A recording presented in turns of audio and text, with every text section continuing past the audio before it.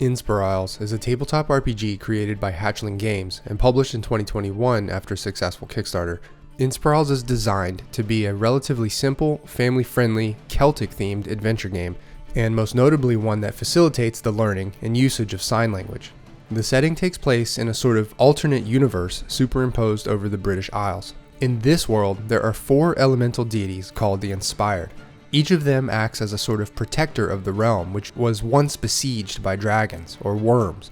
The worms have been defeated and mostly banished, and now the health and safety of the land are represented by the health of an entity called the World Tree. As the story goes, there were once human visitors to this fey world, and among them were the famed King Arthur, Queen Guinevere, and the magician Merlin. Arthur dies in battle, and Guinevere offers a truce to the dragon kind in this fey world. Forgiveness in exchange for them teaching their ability to shape. In the game, that means cast magic, optionally with sign language. As a player, you are a kid or young adult who happens to be a descendant of King Arthur and Guinevere. You are a Pendragon by birthright, and that's actually what PCs are called. As a Pendragon, you're invited into the Fey world to collect magical, multi-purpose currency of the world called belief. Pendragons can collect belief at a rate none of the native Fey people can, and belief can be used to further strengthen the world tree or to upgrade your personal items with power that affords mechanical bonuses on tests. The islands themselves should look familiar, but in this parallel magical world, they are subdivided into 9 distinct regions. Each region has its own dominant culture and lineage of Fey called Friends. Some of these friends are friendly and social and represent the majority of the population overall, and some of them are more reclusive and hostile towards Pendragons than others. Each of these Fey types have a default patron god or inspired, and since each of the 4 inspired represent a core element, these Fey themselves embody one element or another, but the book suggests that you can mix it up a bit and pair them up however you wish. The setting contains a number of different enemies, from rogue magical creatures that slip through the portal connecting our world to this one, to awakened worm folk who refuse to teach the ways of shaping, to the Glimmer, who wield a 5th element through shadow shaping. Shadow shaping essentially negates all elemental bonuses to a roll, making for more challenging encounters.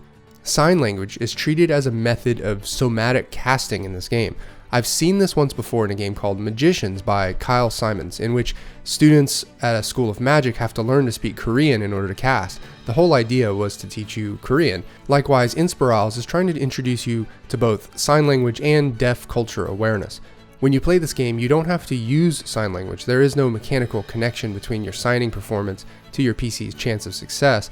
Everyone at the table just needs to buy into the fact that this is a game where signing means casting, and doing any amount of it while you are wielding your element to solve a problem can be rewarded with belief. The actual amount of learning resources provided by the game is pretty impressive. First off, if you're not read into deaf culture at all, it's worth reading about some pretty fascinating ground rules on etiquette and just the basics of signing. But the book also includes a lexicon of all letters, numbers, basic words, and phrases, as well as some setting-specific terms in both American and British Sign Language. Perhaps most impressive is the link that the book provides to a website developed by the creators of Inspirals that contains video examples of all of these letters, words, and phrases in both ASL and BSL. This video series, as well as the signing dictionary in the book, are just great resources in and of themselves, and in fact the game is increasingly being used in school settings as a learning tool. As far as playing the actual game goes, you have tests. There are 3 kinds of tests. Everyday tests that are dead simple and don't award belief, belief barriers, which are challenging actions that can use the shaping of one of the 4 elements to solve, and disbelief battles, contested actions where one Pendragon's rolls are pitted against the GM or Grail Guide's rolls. Success and failure hinges upon a 3d6 plus bonuses. In any given test, the party nominates one leader who will roll, and they roll 3d6. If a raw roll is 3 or 4, then it's an automatic failure despite any bonuses, and a disbelief token is added to a timer track called the Calamity Meter. Enough disbelief on this meter triggers baddies to start appearing and other forms of degradation to the world. If the raw roll is 17 or 18, it's an automatic success. Belief is awarded, and there are various multipliers that can really stack up that award. But if the roll isn't one of those 2 extremes, then they add up the dice and throw in any bonuses they have from up to 2 special items they carry, as well as assistance from other Pendragons. For disbelief battles, there are always two elements pitted against each other.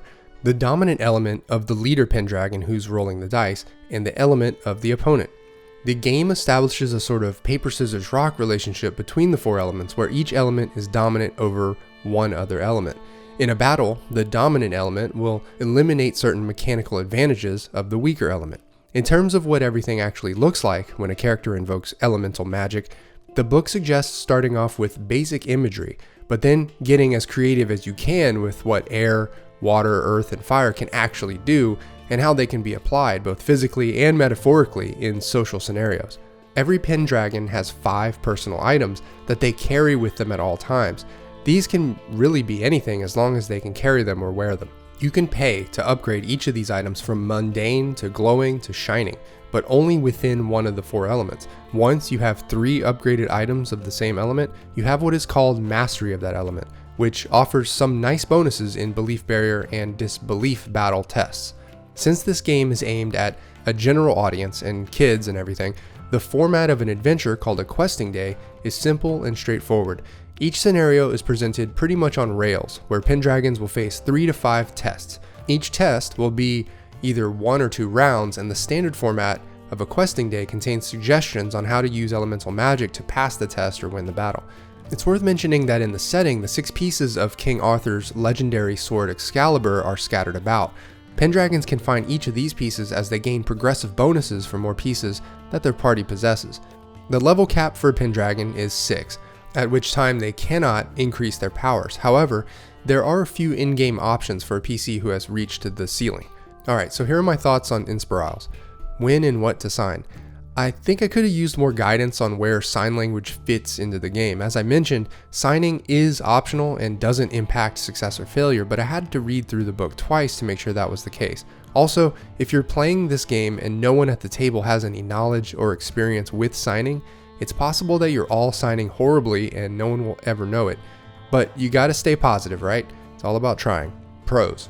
Gets you signing. The fact is, if everyone at the table is doing any signing at all, the game has succeeded in its mission.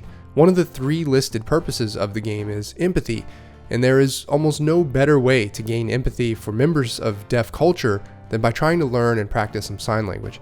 And the resources that the game provides gives you more than enough to get started. Straightforward rules. Since the game is aimed at a younger audience, school environments, and families, the rules are pretty simple. But there is still enough RPG in there where you can level up your gear and whatnot to make the game have some traction for older and more experienced RPG players. It's a nice level of complexity. Aesthetically consistent. The book's setting goes for a Celtic-inspired fantasy, and the artwork commits to that theme very well. Also, in terms of the target audience of the game, the friendliness of the illustrations does a good job of advertising just what kind of game it is, even at a glance.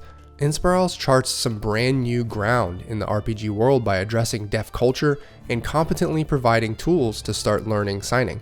This game is essentially a seed of curiosity for RPGs with its entry-level rules, but also a seed of heightened awareness and understanding of a huge population of people who live all around us.